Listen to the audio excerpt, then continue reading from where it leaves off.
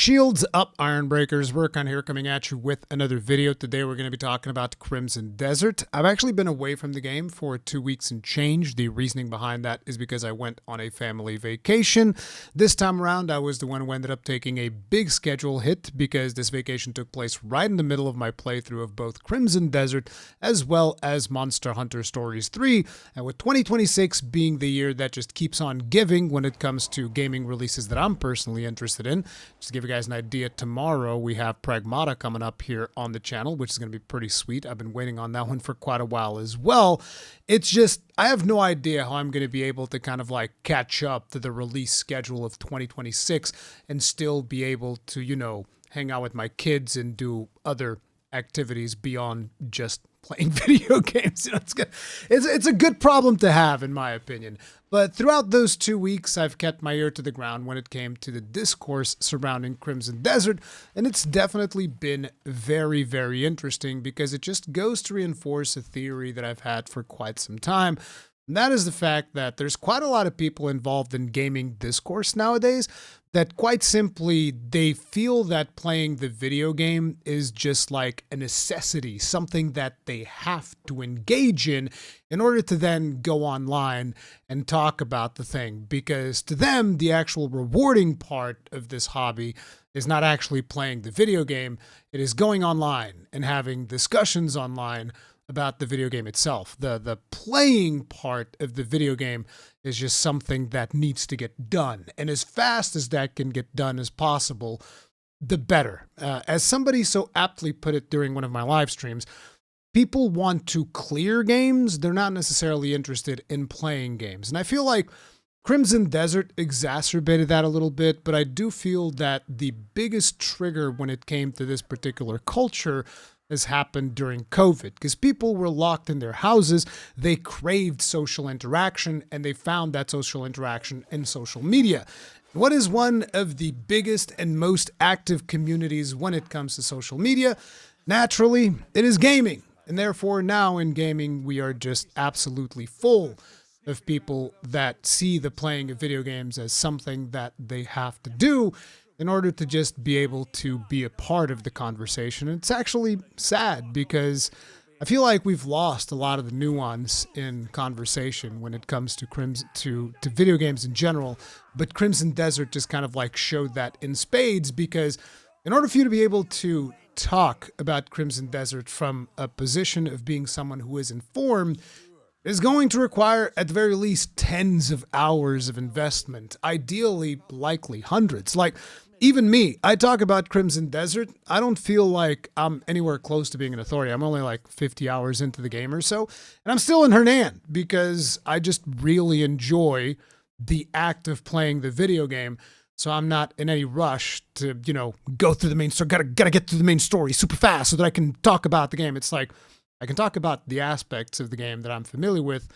I don't have to talk about the entirety of the story just yet. But I find it interesting that a lot of the critiques that I've heard about the story of the game haven't actually applied to me. Like, I feel that what I've experienced of the story so far in these 50 hours, you know, the Greymanes getting their camp together, the kind of supernatural happenings of the abyss and all of that stuff. But in particular, one of the stories that really marked me was actually the Devil of Reeds, or whatever it's called. Like, if you actually read the diary of the lady who is the mother of the Devil of Reeds, and you don't just like rush through the whole thing, you actually read her diary and you see what has happened between the father, the mother, the kid, and how he then comes back, and this vengeful spirit and all of that, why the Devil of Reeds is doing what it's doing. I liked it. I thought it was cool. But, you know, a lot of people just keep saying like, oh, the story is terrible, it's so bad. And I'm just like, maybe my standards are just lower. I don't know. Maybe the gameplay is really carrying the game for me as well, but I'm just still having a blast with Crimson Desert whenever I log in. Like, to give you an idea, earlier today, I just logged in to do the mission where you go with the carriage with Jan to take black pepper or whatever to the Menaces or whatever that place is.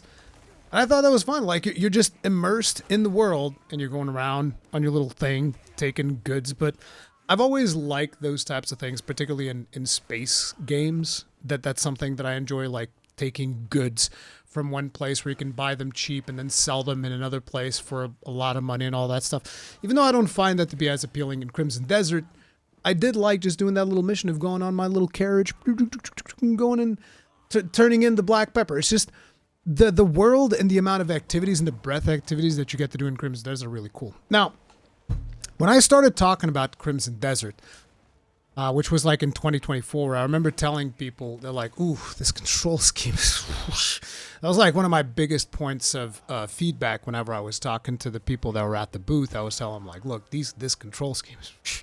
You guys got to figure this stuff out. Same thing that I said on the following year. I believe it was in 2025, the last time that I've played it before the game actually came out. I was telling them, like, look, you guys got to do something about this control scheme, man. This is not going to fly with a lot of people. And that I do think is valid criticism. And by the way, I'm not sitting here saying that the game is perfect. As a matter of fact, when I was covering the game, after having played it in 2025 and going through the pre-release footage that they were releasing with the systems and the features and all that, one of the things I started noticing is like, oh, this has a lot of sandbox elements, which to me, that is appealing.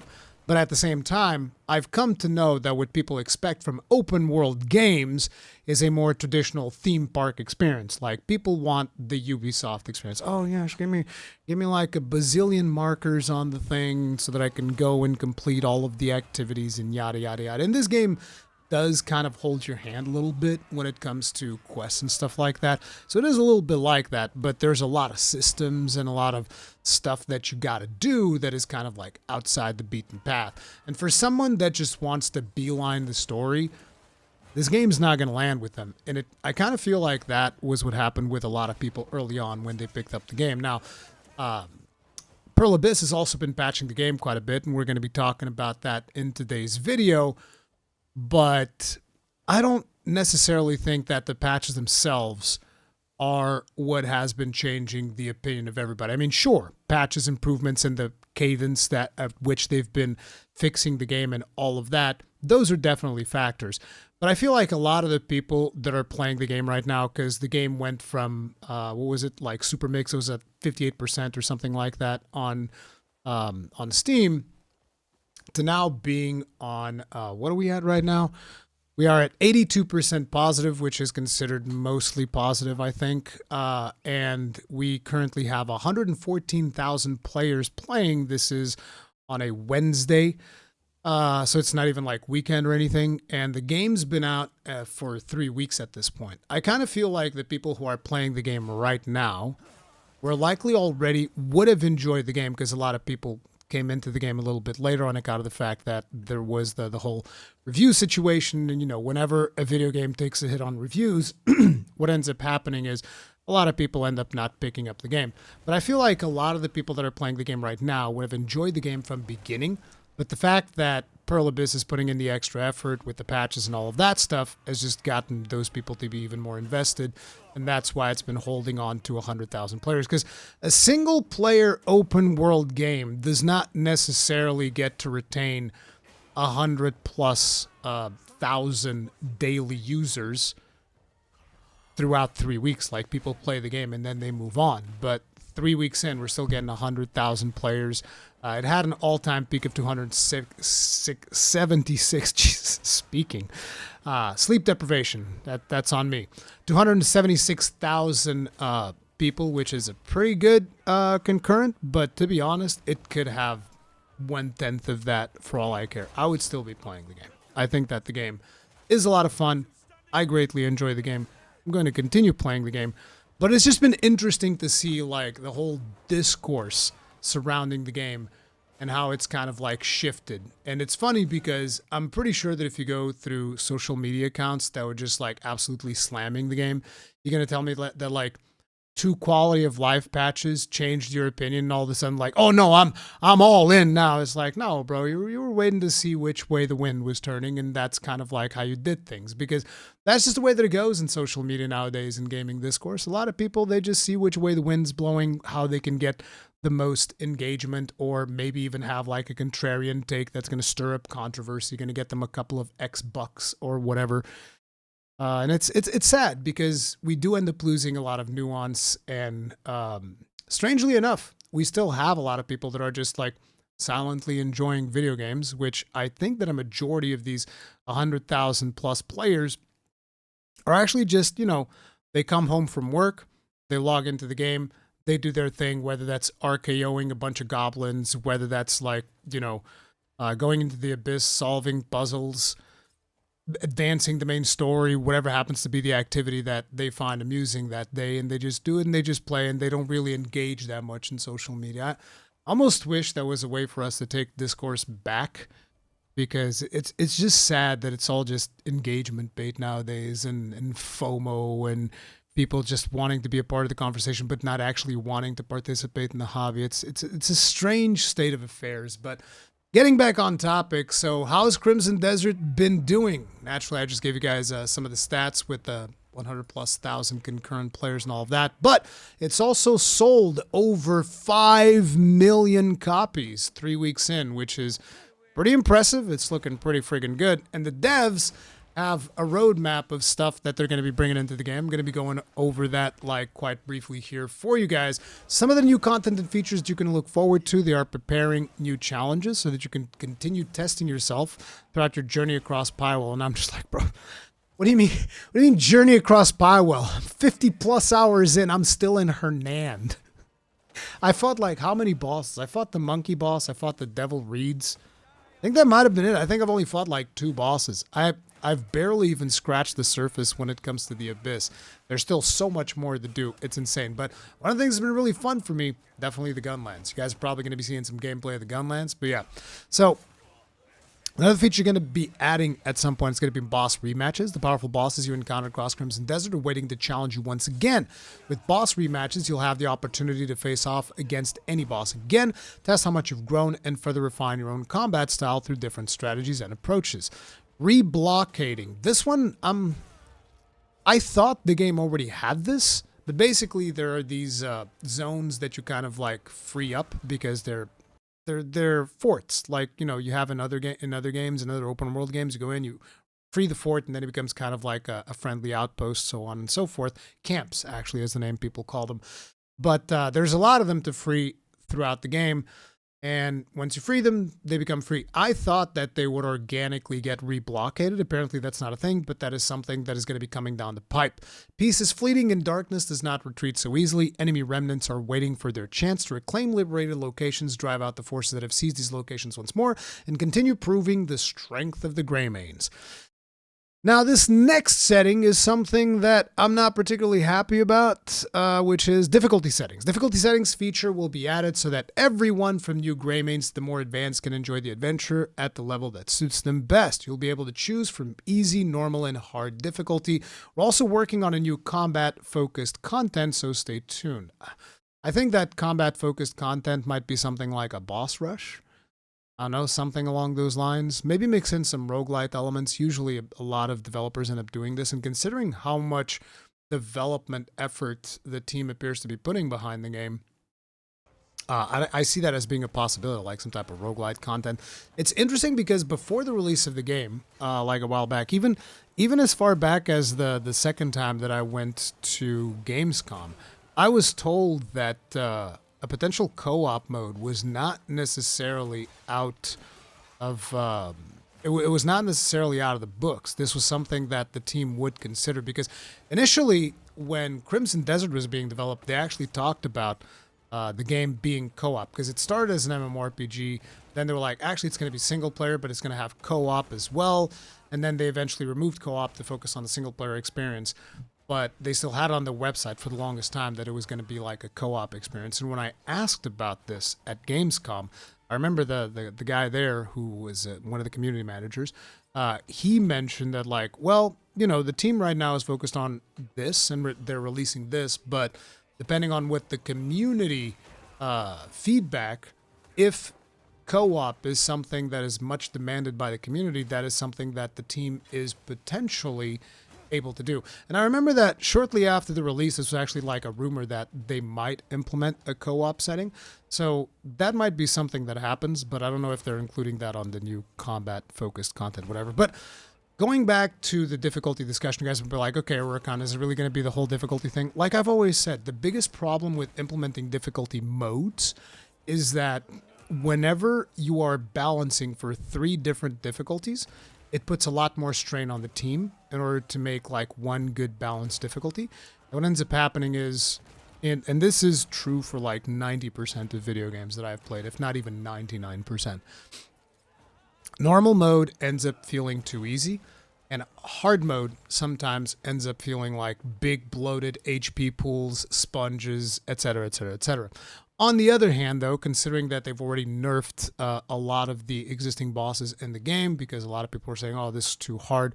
So this was back when I was playing, this was a couple of days into release, they nerfed some of these bosses. I still fought the Devil of Reeds pre-nerf. That was the only boss that I fought pre-nerf, I think. And I was like, that didn't feel like it was that hard. I don't know why they felt the need to nerf that particular encounter. It's more like a thing of finding a style that works for you. But basically, since they already nerfed those bosses, then maybe the hard difficulty can become the default difficulty, that the intended difficulty that they had from the beginning, and then there's just like 2 easier modes. Maybe that can be a thing. I don't know, but usually I don't like when people start messing with difficulty, particularly if it wasn't planned from the start. I think it's going to be very hard to balance, but we'll see how the team implements it. I do have faith in this team, so we'll see. Improvements to character play. New skills for Damien and Unka. I'm be real, I haven't even played these characters at all because I'm focusing all of my efforts in mastering Kliff, and I still feel like I haven't mastered combat with Kliff, let alone trying to figure out how to play 2 other characters, so whatever. Not to mention that the implementation of these 2 characters is a little bit wonky, so a lot of times I'll be like, oh, I want to have Damien hanging out with me so that I can be doing stuff and Damien's just like helping in the background. But every other quest, it just goes like, oh, this is a Kliff quest, so we're going to take Damien away. And I just stopped summoning her for most of it. But yeah, the 2 characters does feel like an afterthought, so I don't know why they felt the need to even put those in. I have heard that there's like a boss fight where you have to play as one of the other characters. That's probably going to be annoying. We'll see how that pans out. There's an option to add, there's going to be something they're adding, hide back weapons, addition of new outfits, so new outfits for characters, you know, more cosmetics, always nice. These are not cosmetics that you buy, these are cosmetics that you'll be able to unlock by just playing the game. Quality of life improvements and life features, new specialized storage, so there's food storage, wardrobe, gatherable storage, collection storage, all of these things are good. Anything that improves the inventory situation, phenomenal. Pets and mounts, more summonable mounts and new pets will be added. System graphics and improvements, UI improvements, improvements to controls. This is the biggest thing. This should be like on the top of their list. They need to improve the controls. They do. Like, I've gotten used to them. I know how to play around with the controls that they have, but they're still super unintuitive and wonky. And there's a way to kind of like fix this. And I hope that the team really puts more effort into that. That's like the biggest complaint. Improvements to this and scenery quality, so they're going to make it so that things far away look better, to be honest. I don't see this as a big thing that they needed to do. I think the game looks pretty good already, but yeah. And then there's a bunch of more stuff because they're like, oh, there's even more things that we're putting into the game. But basically the team is continuing to put more stuff in, and personally, I think that Crimson Desert is looking pretty friggin' good. I liked it pretty much since the beginning, even though there are things that I'm glad that, you know, there's a lot more people providing feedback and stuff like that, people that actually want to play the game. But there's also a lot of stuff that I've felt in the beginning is just a lot of blind hatred and just engagement farming happened around this game, more so than I initially expected. But maybe it ended up working out in their favor because they ended up getting 5 million copies sold. But anyway, still looking forward to playing more Crimson Desert. How are you guys doing in Crimson Desert? Let me know in the comment section down below. I'll see you guys in the next video. Stay strong, stay safe. Peace out.